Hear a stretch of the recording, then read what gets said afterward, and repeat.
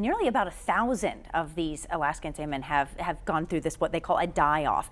And again, we'll never know the exact number of exactly how many died, but they're attributing this to the hot temperatures. Not necessarily just from this week, although it was very hot in Alaska this week.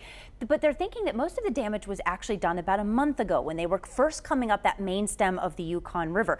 Temperatures in the river would have been about 70 degrees. Now that may not sound all that bad to us, but they're used to temperatures closer to 60 degrees, and that much of a difference is too much for the fish. So maybe a day or two they can handle it, but for that long-term journey that they make, that becomes too much. Heat stress takes over and they end up dying from that. And yes, and unfortunately that's a thing, but it's the economic impact. In the short term, yes, this is a big tourist thing. People fly to Alaska just to be able to go salmon fishing. But the thing is, you're talking about 1,000 out of a migration that they expect is about 2 million. So in the short term, it's not going to cause too many issues. But here's the main concern. Those fish are no longer now going to spawn eggs. 4 to 5 years from now, when they would have made that migration trip themselves, now they have to start worrying about, are those numbers going to be there? So it's more of a long-term concern rather than a short-term what's happening now. Especially since we're starting to see more and more of these where you end up getting these hot months.